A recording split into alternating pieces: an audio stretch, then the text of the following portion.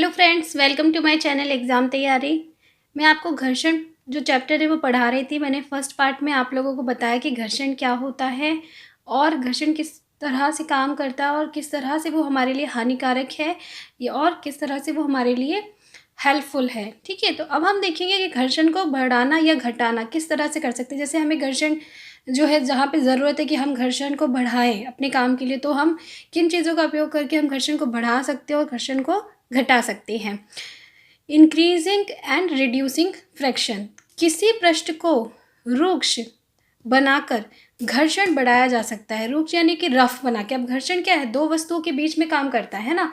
और दो वस्तुओं के बीच में कैसे काम करता है कि दो जो भी चीज़ें, दो पृष्ठ जो है, दो सरफेस जो है, उनके बीच में जो भी अनियमितता होती है उसमें क्या होते हैं, घर्षण, उनकी वजह से घर्षण काम करता है। तो जितना ज़्यादा रफ होती है कोई भी सरफेस या पृष्ठ जो है, वहाँ घर्षण कैसा होता है, ज़्यादा होता है। क्योंकि वहाँ से अगर चिकनी चीज़ से क्या चीज़ आसानी से फिसल जाती है ना, लेकिन रफ एरिया जो होता है वहाँ पे नहीं फिसल सकती।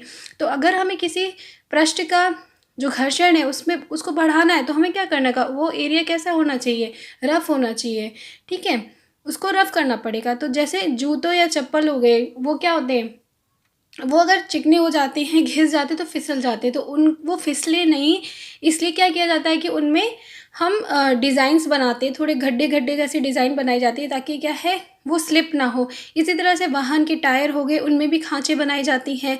साइकिल के ब्रेक पैडों का उपयोग किया जाता है। जो ब्रेक होते हैं उनको आप जैसे लगा दो तो साइकिल रुक कैसे जाती है, क्योंकि उन पे क्या होता है, पैड लगे होते हैं। उसकी वजह से जैसे आप ब्रेक लगाते हो वो क्या है, टायर को बीच में दबा देती है और उस वजह से क्या होता है, रुक जाता है आपका टायर। तो ये सारी चीज़ें क्या कर रही है, हम इन सब का इस्तेमाल क्यों कर रहे हैं कि जैसे खांचे बनाना टायर पे या चप्पलों पे, हम क्या कर रहे हैं, वहाँ पे उस एरिया को रफ बना रहे हैं, उस सरफेस को रफ बना रहे हैं ताकि घर्षण जो है वो बढ़ जाए। ठीक है, अब अगर हमें घर्षण को घटाना है, ठीक है, कम करना है, तो उसके लिए हम क्या कर सकते हैं, यूज़ स्नेहक का, लुब्रिकेंट का यूज़ कर सकते हैं। क्योंकि लुब्रिकेंट कैसे होते हैं, चिकने होते हैं। ठीक है, तो लुब्रिकेंट या स्नेहक लगाकर घर्षण को कम किया जा सकता है। जैसे कि कैरम बोर्ड पर पाउडर छिड़कना। अब कैरम जब आप खेलते हो तो उसकी जब जो एरिया है, जो सरफेस है, वो रफ़ हो जाती है, गोटी कैसे खिसकती नहीं अच्छे से, तो हम क्या करते हैं, ज़्यादा सा पाउडर डाल देते हैं। पाउडर वहाँ पे क्या एक तरीके से लुब्रिकेंट का काम करता है, वो जो सरफेस है इसको क्या चिकना कर देता है ताकि गोटी आराम से खिसक जाए। इसी तरह से दरवाज़ों के कब्जों में तेल डालना। जब हमारे दरवाजे जो हैं टाइट हो जाते हैं, ठीक है, उनमें हम अगर तेल डाल देते हैं या मशीन वगैरह में भी तेल डाल देते, तो वो क्या है, वो लुब्रिकेंट का काम करती है, चिकनी हो जाती है और वहाँ पे घर्षण क्या होता है, कम हो जाता है। तो इस तरह से हम क्या है, घर्षण को बढ़ा या घटा कर सकते हैं।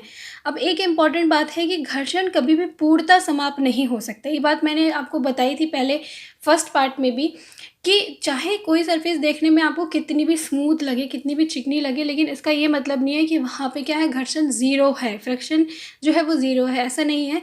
घर्षण को हम पूर्णतः समाप्त कभी भी नहीं कर सकते। कोई पृष्ठ पूर्णतः चिकना नहीं होता है, उनमें कुछ ना कुछ अनियमितताएं अवश्य होती हैं। ठीक है, अब हम घर्षण के प्रकार देखेंगे। तो घर्षण जो है, एक होता है हमारा लोटनिक घर्षण, रोलिंग फ्रैक्शन। क्या होता है लोटनिक घर्षण, तो देखिए नाम से आपको समझ में आ रहा होगा, लोटनिक रोलिंग घर्षण यानी जब कोई वस्तु रोल करे। ठीक है, जब एक वस्तु किसी दूसरी वस्तु के पृष्ठ पर लुढ़कती है तो उसकी गति के प्रतिरोध को लोटनिक घर्षण कहते हैं। जैसे कि एक बॉल को आप किसी सरफेस पर लुढ़काते हो, ठीक है, तो वो क्या है, वहाँ पे उसकी सरफेस, बॉल की सरफेस जो है वो क्या है, आपका जो भी फ्लोर है उसकी सरफेस पे क्या कर रही है, लुढ़क रही है। तो एक वस्तु किसी दूसरी वस्तु के पृष्ठ पे क्या कर रही है, लुढ़क रही है, तो उस समय जो उसकी गति का प्रतिरोध कर रहा है, क्योंकि घर्षण क्या करता है, घर्षण गति का प्रतिरोध करता है, उसकी अपोजिट डायरेक्शन में काम करता है ना, तो उसका प्रतिरोध करता है। तो वहाँ पे जो भी घर्षण कार्य कर रहा है वो कौन सा होगा, हमारा लोटनिक घर्षण यानी रोलिंग फ्रैक्शन। अब देखिए, इस तरह के जो कॉन्सेप्ट होते हैं उसमें आपका क्वेश्चन जो सीटेट में ऐसा नहीं होता कि आपको ये पूछ लेंगे लोटनिक घर्षण की परिभाषा क्या है।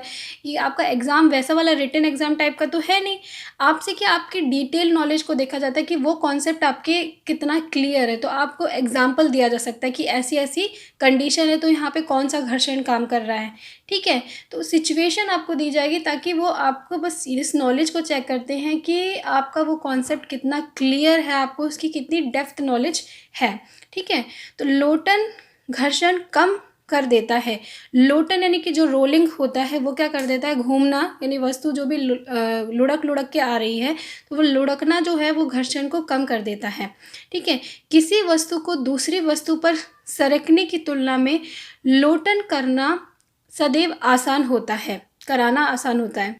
यानी कि अगर आप किसी वस्तु को किसी भी पृष्ठ पे खींच रहे हो, ठीक है, खींचने की तुलना में अगर वो लुढ़क सके, यानी उसका आकार ऐसा है कि वो लुढ़क सके, तो लुढ़कना जो होता है वो हमेशा कैसा होता है, आसान होता है। लुढ़कना क्या कर देता है, घर्षण को कम कर देता है, इसलिए वो कैसा होता है, आसान होता है।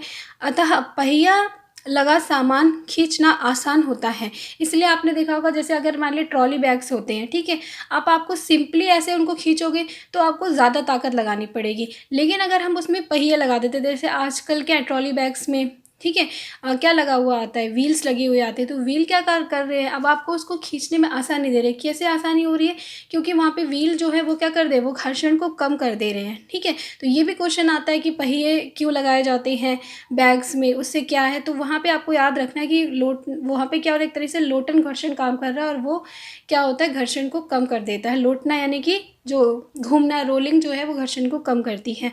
लोटनिक घर्षण सर्पी घर्षण की अपेक्षा कम होता है। ठीक है, अब सर्पी घर्षण इससे पहले आपने पढ़ा भी था, तो सर्पी घर्षण से लोटन घर्षण जो होता है वो कम होता है। ये इंपॉर्टेंट पॉइंट है, ठीक है, आपको ये चीज़ याद रखनी है। छत के पंखों तथा साइकिल में धुरी तथा नाभि के बीच बाल वेयरिंग का उपयोग इसका उदाहरण है। इसी तरह से जो लोटन घर्षण है, लोटक घर्षण है, उसका इस्तेमाल किस में किया जाता है, पंखे जो होते हैं या साइकिल जो होती हैं, या आपने स्पिनर देखा होगा, स्पिनर तो बहुत से लोगों ने देखा ही होगा, तो उसमें बीच में आप देखो कि बॉल बेयरिंग होती है। ठीक है, वो किस लिए लगाई जाती है, वो इसीलिए लगाई जाती है क्योंकि वो जो है घर्षण को कम कर देता है, वो आसानी से फिर क्या घूम पाती है चीज़ें। तो ये भी बॉल बेयरिंग का क्वेश्चन भी आया है कि बॉल बेयरिंग का इस्तेमाल किस लिए किया जाता है, ये क्या करता है, घर्षण को कम कर देता है, और एक तरीके से ये लोटन घर्षण का ही एक उदाहरण है। ठीक है, अब नेक्स्ट देखते हैं, दूसरा है हमारा तरल घर्षण, लिक्विड फ्रैक्शन। लिक्विड फ्रैक्शन है तो किस में काम करता होगा, लिक्विड्स में काम करता होगा, तरल में काम करता होगा। वायु अत्यंत हल्की होती है, फिर भी इससे होकर गति करने वाली वस्तु पर वायु घर्षण बल लगाती है। यानी कि अगर हम वायु क्या है, वायु बहुत ज़्यादा हल्की होती है, लेकिन अगर उसमें कोई भी वस्तु गति करती है वायु में, ठीक है, तो उस पर भी आपको याद रखना है कि घर्षण काम करता है। ठीक है, यानी कि घर्षण जो है वो हमारा तरल पे भी काम करता है, वो हमारा वायु में भी काम करता है, वो हमारा ठोसों पे भी काम करता है। इसी प्रकार जल तथा अन्य द्रव भी इनसे होकर गति करने वाली वस्तुओं पर घर्षण बल लगाते हैं। तो यहाँ पे हम बस ये देखेंगे तरल घर्षण क्या लिक्विड में काम कर रहा है, यानी कि लिक्विड में भी, यानी तरल पदार्थ में भी अगर कोई वस्तु है तो उस पर भी घर्षण बल जो है वो कार्य करता है। विज्ञान में गैसों तथा द्रव्यों को एक ही नाम तरल दिया गया है, फ्लूइड दिया गया है, और तरल द्वारा लगाए गए घर्षण बल को कर्षण भी कहते हैं। ठीक है, इसे तरल घर्षण भी कहते हैं और साथ में कर्षण भी कहते हैं। तो ये याद रखिएगा, ड्रैग और गैसों और द्रव्यों दोनों पर जो भी घर्षण लगता है, भले इसका नाम तरल घर्षण है, लेकिन गैसों पे लगने वाले घर्षण को भी तरल घर्षण का नाम ही दिया गया है। ठीक है, किसी तरल पर लगने वाला घर्षण बल उसकी तरल के सापेक्ष गति पर निर्भर करता है। घर्षण पर बल वस्तु की आकृति तथा तरल की प्रकृति पर भी निर्भर करता है। अब बात आती है कि तरल घर्षण निर्भर किस पे करता है, वो ज़्यादा होगा या कम होगा, ये किस बात पे डिपेंड करता है, वो डिपेंड करता है सबसे पहले कि जो भी आपका तरल पदार्थ है उसकी गति पर, ठीक है, उसकी सापेक्ष गति पर। उसके बाद है घर्षण वस्तु की आकृति पर, यानी जो भी वस्तु उस तरल पदार्थ में तैर रही है उस वस्तु की आकृति पर, और तरल की प्रकृति पे, यानी जो भी आपका लिक्विड है, वो ऑयल है, जैसे सबकी डेंसिटी क्या होती है, घनत्व अलग होता है, ऑयल का घनत्व अलग होता है, वाटर का घनत्व अलग होता है, तो उस पर भी निर्भर करता है। तो किस किस चीज़ों पे निर्भर करता है तरल घर्षण, एक तो जो वस्तु उस पर वाटर में तैर रही है उस पर, वस्तु की आकृति पर, और जो तरल है उसके प्रकृति पर, ठीक है, उसके नेचर पर, और घर्षण बल उस तरल के सापेक्ष गति पर भी निर्भर करता है। तीन चीज़ों पर निर्भर करता है।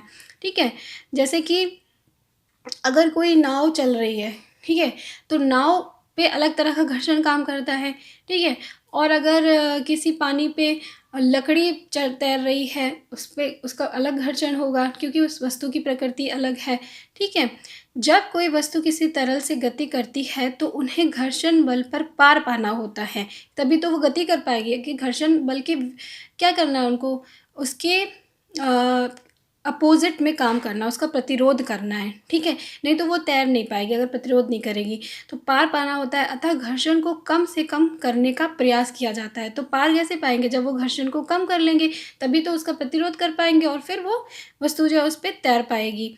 इसके लिए वस्तुओं की आकृति में परिवर्तन करके घर्षण कम किया जाता है। अब हम कैसे घर्षण कम कर सकते हैं, तो आप देखोगे उसके लिए चेंज किया जाता है। जैसे नाव जो है वो एक प्रॉपर डिज़ाइन में बनाई जाती है, ताकि क्या है वो आसानी से उस पानी पे तैर सके, या शिप वगैरह हो गए, ठीक है, उनको एक विशेष प्रकार की आकृति दी जाती है। और अगर हम वायु की बात करें, क्योंकि वायु को में भी जो घर्षण है वो हमने तरल घर्षण ही माना है, तो वायु में जैसे हम वायुयान चलाते हैं, तो वायुयान को क्या दिया गया, एक अलग आकृति दी गई है जो क्या है वहाँ पे घर्षण को कम कर सके और उसके विपरीत वायुयान क्या है वो उड़ सके।